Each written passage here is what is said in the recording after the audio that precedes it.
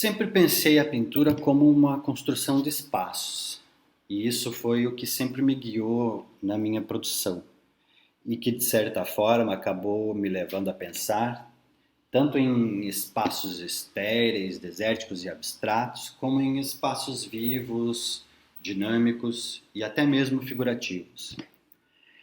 Aos poucos eu fui me percebendo, durante os anos de investigação, que eu estava sempre insistindo por um encontro entre dicotomias ou possíveis dualidades.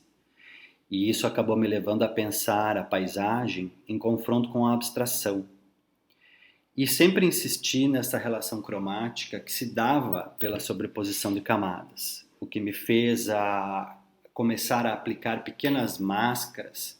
próximas às bases da pintura ou nas suas bordas, com a intenção de resguardar, de proteger pequenos espaços das camadas anteriores,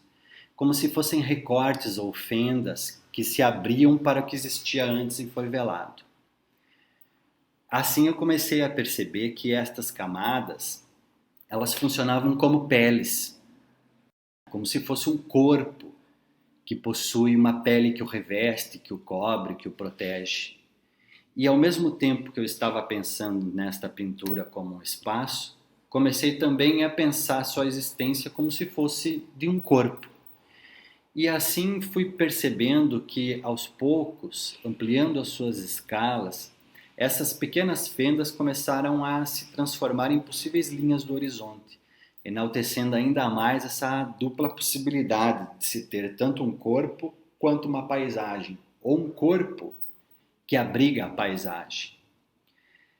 Fui percebendo também que lidava com essas disparidades de forma muito objetiva, o que me fez a questionar as relações entre mecanicidade e gestualidade.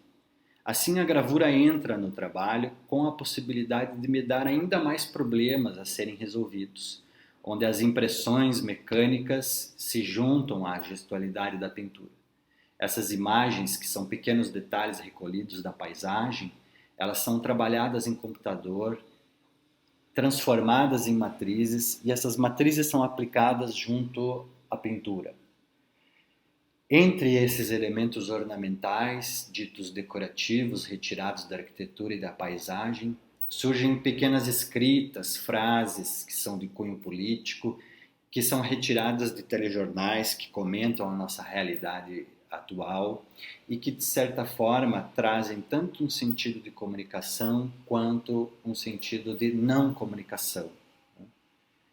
Entre essas dicotomias, entre o ornamental, entre o verbal, entre o mecânico, entre o gestual, entre o espaço, entre o corpo, é que estou agora a me deter e a investigar durante este processo.